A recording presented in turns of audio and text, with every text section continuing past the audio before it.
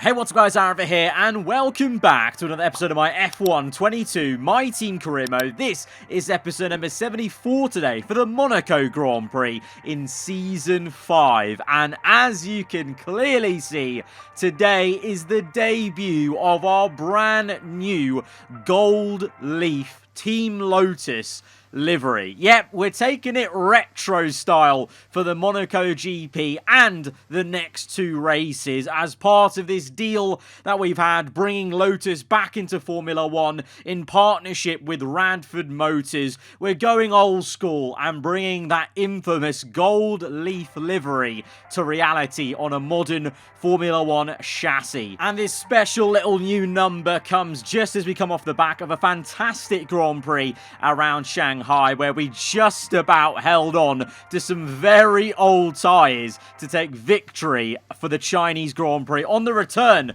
to China after a long while, and the first time we have done on this game. So if you did miss that episode, be sure to go check that one out before you see this one. It means now that we do lead the Drivers' Championship for the first time now, with a couple of points in pocket ahead of Sebastian Vettel in second place, Leclerc quite close behind in third, and then Felipe Drugovich catapults himself up to fourth and closes the gap a little bit by getting second place in that insane ending where literally the run to the line, the young Brazilian was able to get the second step of the podium rather than the third. And it was a happy return to Shanghai. That definitely proved that the new era of cars do make the racing better, at least in the game especially, because Shanghai definitely wasn't that good on F1 2021, but I'm glad we actually came back to it now, seeing the racing we got last season, and I'm sure it may return for a future season. But going into Monaco then, I actually just finally bit the bullet and actually purchased another brakes update. I've been banging on about the fact that I've not been doing these brake updates because on F1 2020 and 21, it was very apparent the brake updates actually made the car worse under braking as you did the upgrade on those two games. I purchased that second minor upgrade just to test the waters and give benefit of the doubt that maybe, okay, the brakes might get a little bit better, but if we do see a bit more locking up than usual around Monaco, I might just hold off on purchasing any more upgrades. And to be fair, because we had a stable set of regulations into this season, you can see we're all getting near enough to maxed out cars now. Highly likely there is going to be a regulation change into Season 6, so we need to save as many R&D points as we can just to future-proof ourselves. But speaking of upgrades, you can see Ferrari make another small step to now fully get ahead of Renault on the R&D chart, but the biggest gainer is Andretti Honda. Massive leaps and bounds since the Bahrain Grand Prix, kind of almost mimicking the way Haas upgraded last season, and they're fully there as well. So you've only got two teams really not in that pack, and you've got to remember the scaling of the R&D chart pretty much means that entire pack, they're on top of one another if you really scaled it to, you know, looking back from Season 1's scale of the R&D chart. So really, for the rest of the season, apart from those two teams of Aston Martin and Porsche Williams, it really is going to be the drivers maybe making all the difference, and track to track also which team suits what tracks. But that momentum and focus that we like to talk about all the time, that's going to be a massive factor. And that's why, you know, last episode you saw familiar names at the forefront, you know, for the 100th time it seems like, myself and Sebastian Vettel locked into a battle at the front. But then, you know, your Leclerc's, Drugovich, you know, from the end of last season, still there because they've got that momentum of doing well in previous races the previous season, and it's showing. And it also means it's just more pain for other drivers that haven't had such a great time, you know, kind of punching down, if you will, you know, whilst they're already down pretty much. And it's kind of hard. It's hard sometimes, to be fair, for AI to recover from that, which is, I don't know, semi-realistic, I think, because that happens in real life, obviously, with sportsmen and F1 drivers, that sometimes they just get into a bad headspace, and it's hard to recover from that as a sports person. And that's what I've always felt the game actually does very well in the last 3 games, of building on that with the AI focus. Does need some tweaks, obviously, here and there, and improvements, but anyway, I digress. That's enough of dissecting the way the game works. We're now into qualifying, one of the most important Saturdays of the entire season, because even with an extra DRS zone that we added in after last season for the race, it is still very difficult to overtake around here. So we're going to want to try and get as high as we can. We go for a second flying lap on the same set of soft tyres and find a lot of time as we dial into the circuit and get more confident about brushing the barriers and in close to every apex possible. And we're up into second place. Carlos Sainz, though, showing his hand very early on. He's so much quicker than everyone in P1 then, so is Sainz on a mission. We haven't seen too much of him, to be honest, this season for Audi Sport. We've been focusing on Vettel, the reigning champ in that team, but Sainz, he might be looking to kickstart his season fully around here. Tsunoda a little bit slow and just makes the cut, but the likes of Piastri in the McLaren does not. He'll be disappointed, and even more so, Alexander Albon has another howler on Saturday. Not the first time this season, but it seems like Red Bull, you know, they did really well at Shanghai. Double good points for both of them, but now we've returned to a bit of, well, the original form of Albon being knocked out there in Q1. Very surprising to see. Both Ferraris are through, and both Andretti's, though, showing there to upgrade. But who's going to make the cut, though, into that all-crucial top 10 shootout as we're getting very close to the wall on the left-hand side on our one and only flying lap in Q2? And we've had a shocker! The car is bitten back. The track is bitten back. Just before swimming pool, I was so confident on the throttle that I nailed it the entire way through. That quick left and right, and the track bit back. The curb must have unsettled the rear, and I had no way of stopping that fully. You go so quickly through that section, and that's it. That was the end of the session. That was our one and only flying lap. And in hindsight, we may have benefited from doing a 2-lap cycle on that one set of tyres like we did in Q1, because that is it then. We have made a huge error. Tsunoda is through, but we are not. Both Mercedes, Audis, Repsol, Haas are through. Fernando Alonso in the Andretti is going to be very proud of that as he gets the Andretti through into the top 10. And Verstappen with his Ferrari. So some good feel stories in the top 10, but also some major disappointment for the likes of myself. Lando Norris in the Red Bull didn't even make it in, and Lawson, he'll be annoyed that he couldn't join his teammate in the top 10 for the first time with Andretti. But for us, P16, no time on the board. That is just, I mean, typical, you know, one-off liveries. I mean, Mercedes know all too well how that goes sometimes. So I really hope that's not a sign of things to come for the race. And let's try and dispel the one-off livery bad luck sometimes that happens in Formula 1. Let's go to the grid. We've got a lot of work to do to turn this around. Formula 1 returns to Monte Carlo once again today, home to the world-famous Monte Carlo Casino that first opened in 1863. And of course, a certain road race first held in 1929. And there's no greater an occasion, no more valuable a win than the Monaco Grand Prix. The prestigious Circuit de Monaco, then, is not all that dissimilar today to the layout that made its debut almost a century ago. It's 2 miles and 19 corners through the streets of Monte Carlo. And although the average lap speed of around 93 miles per hour is the lowest of the season, the tiny margins for error make it the natural habitat of the safety car. Before we begin, let's take a quick look at the grid lineup for today's race. It's Carlos Sainz in pole position, and Felipe Drugovich completes the front row. Moving on to the rest of the grid, we have Leclerc, Gasly, George Russell and Bottas, Vettel, Fernando Alonso, Verstappen and Liam Lawson, Norris, Magnussen, Mick Schumacher and Ricciardo. Tsunoda, they'll be starting further back after an earlier grid penalty. The owner driver, Oscar Piastri and Nico Hülkenberg. Perez, Ocon, Albon and Lance Stroll brings the grid to a close. Now it's almost time for lights out, so let's go down to the track. And with me as usual is Anthony Davidson. Now I want to ask you about Yuki Tsunoda. Looks like they have a tough race in store today, as grid penalties from changing power unit components has forced them further down the field. Everyone has to deal with penalties or reliability issues from time to time throughout their career. You just have to suck up the pain and get on with the job at hand. Today isn't about performing a miracle to put the car back where it should be. It's about effective damage limitation.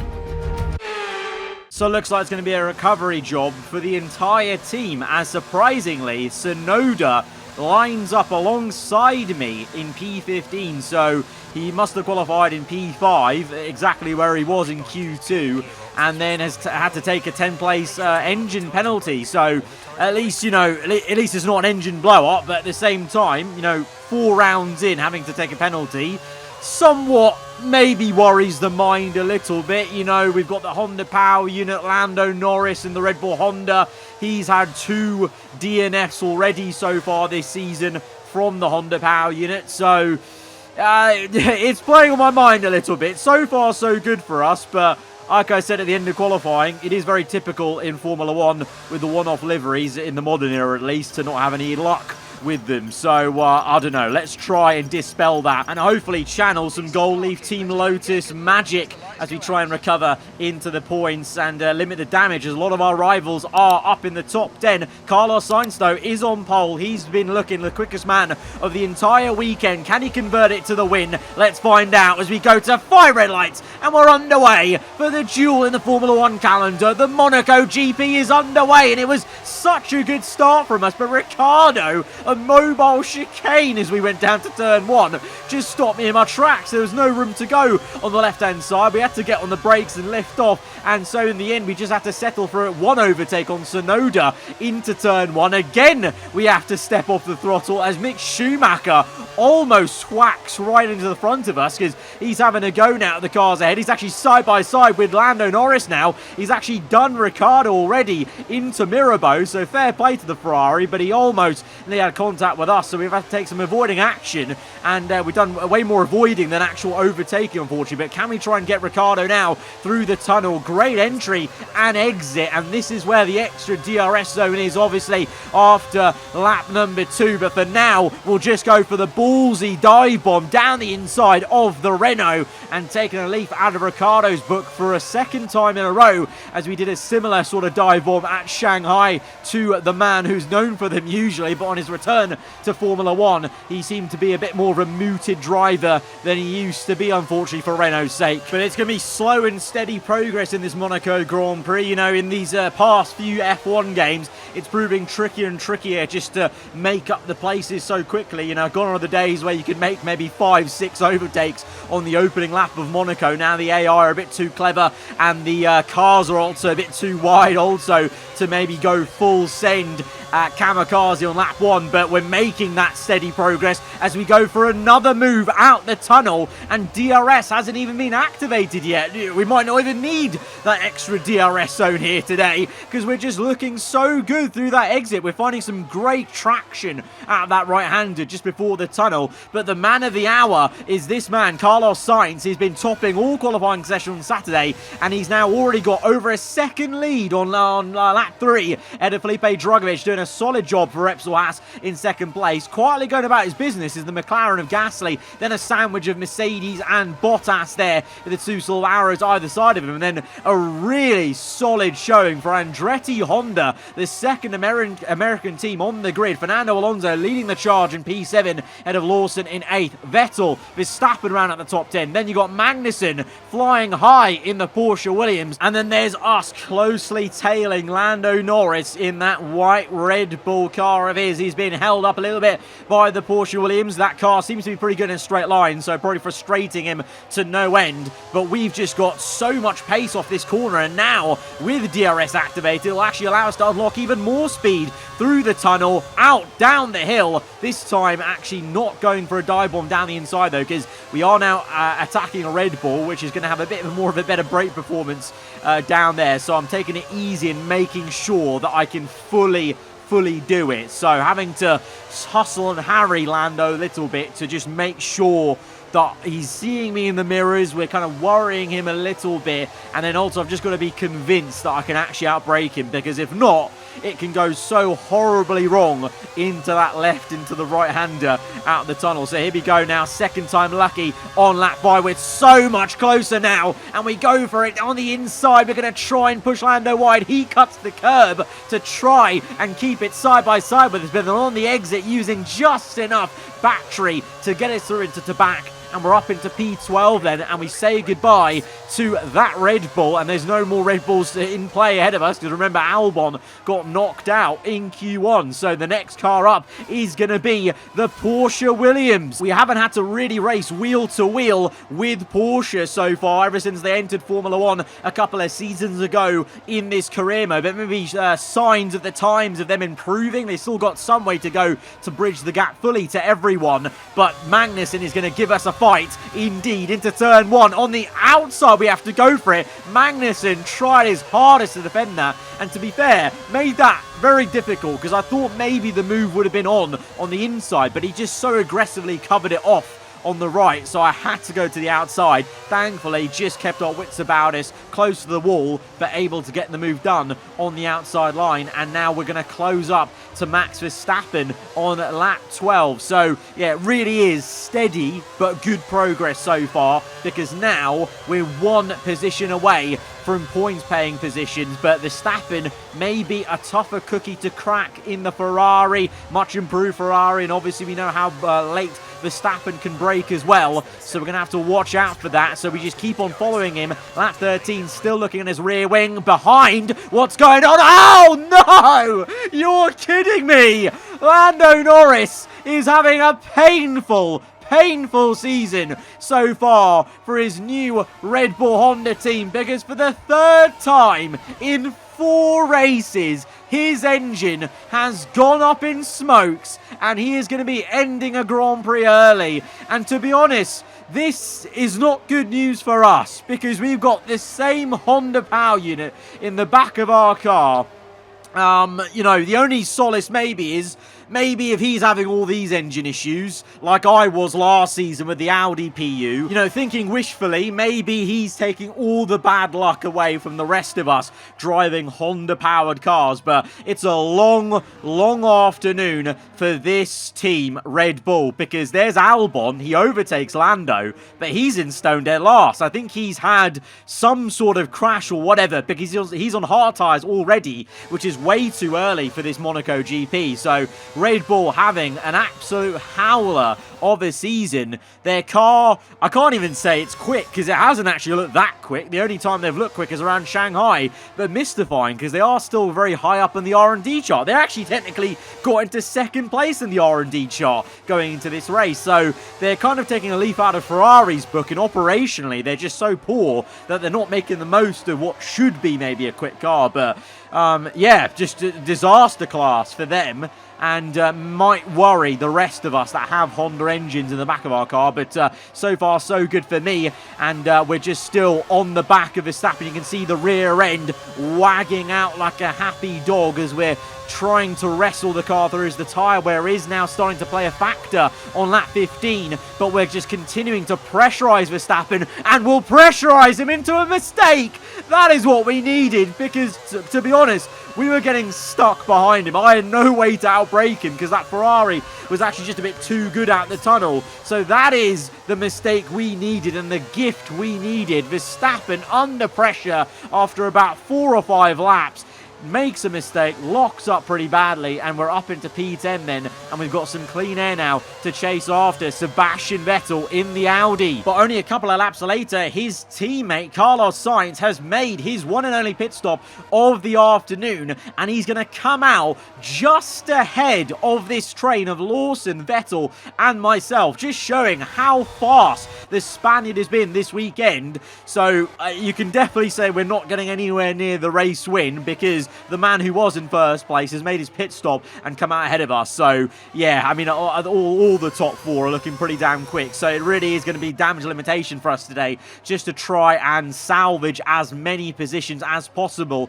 and get as many points as possible, as Drogovic is in first place, Leclerc and Russell in second and third. Both Mercedes cars, though, they started on hard tyres. So Merc going for a bit of an alternate strategy, because the rest of us all on mediums. So maybe Merc might have half a chance, maybe on medium tyres, I'm guessing, when they switch over to them. Might have half a chance to close up to Sainz. For our race, Vettel and Lawson have just come in. We carry on, though, because I'm actually taking a leaf out of Mercedes' book, and I'm doing an alternative strategy because on lap 23, as the tyre wear is clearly an issue on the rear end there, I'm losing lap time now. I'm going to tell my engineers to switch over to the soft compound tyre. We've stretched this medium tyre so far as Verstappen, let's pause that convo for a second, Verstappen is out the race now. Oh boy, Ferrari can't catch a break either this season. In a race where Verstappen was actually looking good maybe for 1 point potentially again on the up, their car goes up in smokes, and it's, I think, a second retirement for Verstappen this season as well. So Ferrari and Red Bull are pretty much battling each other for who can have the most DNFs in a season, it would seem. I mean, it's good that someone else has taken that job because I got pretty tired of it in Season 4, to be honest. But, yeah, so we're now on lap 23. We are going to switch onto soft tyres because, as I was saying before I was rudely interrupted by Verstappen's DNF, how dare he. Yeah, I've decided to stretch the mediums, as you saw, to lap 23. So now it is going to be possible to take a set of soft tyres all the way to the end of the Grand Prix, especially on lower fuel. But here we are coming out just in between Lawson and Vettel. So even before we've turned a wheel on the soft compound, just going longer on mediums, worn out mediums, did better than fresh hard tyres, just showing how slow that compound is when it's heating up. So we've jumped Sebastian Vettel, and he's going to be pretty tired of seeing once again a Lotus ahead of him like he did at Shanghai. But now immediately, can we get Lawson, because he's the bottleneck here, because we've got so much clean air then ahead of him to try and chase after the remainder of the top 10. Here we go on the outside, because Lawson sticks to the inside line. We're going to be side by side through the next section. We're trying our best to keep in the confines of the circuit and still make this overtake happen. On the outside to back, we somehow just get the car turned in. I mean, somehow, the soft tyre definitely was a massive aid. If I was on the mediums or hards, that overtake was not happening there. So that's why we've opted for the soft compound tyre, because now I'm going to be gunning for this man, Fernando Alonso, and we'll even see if we can maybe try and catch up to Russell and Bottas, who are just down the road. Then there's a bit of a larger gap then to Leclerc as he goes through Mirabeau, and then Gasly, Drugovich close together. Gasly is actually quite close to Drugovich in comparison and relative to Carlos Sainz, who has stretched his lead now to 7.2 seconds. So Carlos Sainz, unless something goes horribly wrong for him, is going to be the literal man of the hour and is going to be the quickest man this entire weekend. But back to our POV then, a few laps later, lap 28, 11 laps to go in this Monaco GP, and we've made very good time indeed to catch up to Fernando Alonso. But now, can we actually pass him? It's easier said than done, and you know Alonso's going to put up a good fight, and to be fair, Lawson did as well, so the Andrettis actually have some really decent race pace around Monaco. I mean, it's good to see for the second American team on this grid. On the outside, Alonso actually puts up an amazing defense there, and we get sent with a bit of oversteer on the exit, so we just can't keep it side by side initially. But then up the hill, we'll dive bomb him through Casino Square. We get the overtake done. So in the end, actually, it's fair play between both of us. You know, he had an amazing bit of defensive work, but then we just sent it and had some equally good overtaking work there to get it up into P7. And now we're closed up to Russell, who has pretty much been probably frustratingly stuck behind Bottas this entire time, because I don't think this is how slow the Mercedes team is. But that's the bad luck you can just have at Monaco, getting stuck behind the car and unable to make a move. But not for us, because we're on the soft compound and it's still working well, still yet to feel too much tyre wear, and we make easy work of the silver arrow. Thought about making a dive bomb on Bottas, but instead we'll stick behind and try and make the overtake elsewhere, because I think Bottas is going to make this job a little bit harder, and a hard job maybe just requires a very audacious overtaking attempt. You know what I'm thinking? Bit of dash of battery on the inside of Raskas. It's going to be a textbook La Raskas dive bomb. And for the first time after the round of pit stops, we're up into the top 5. fast after the Grand Prix, so a little bit more damage limitation in that regard, unless someone steals it away from me in the dying lap. And as you can see there, the tyre wear maybe is just starting to creep in, so he made very good timing of that overtake to solidify a P5. But we now move on to the last lap, and through the last corner, Carlos Sainz is going to come through for a dominant display around the Principality. He is the master of Monaco in Season 5. What a win for him. He's really shown up today versus his teammate Drogovic. Good solid P2 for Repsol Haas. Gasly as well for McLaren, to be fair. Leclerc P4, and there we come. And to be fair, I think we've done the Gold Leaf livery some justice today. I think it actually brought us some good luck in the race, because we've gone from P16 to P5 in a very competitive Monaco grid. And like I said at the start of the episode, we'll be having this livery for the next 2 races as well, with the deal we've got with Radford and Lotus. So let's hope the good times keep rolling. They've done it then. They've won here in Monaco with an emphatic performance and a victory they can be proud of for many years to come.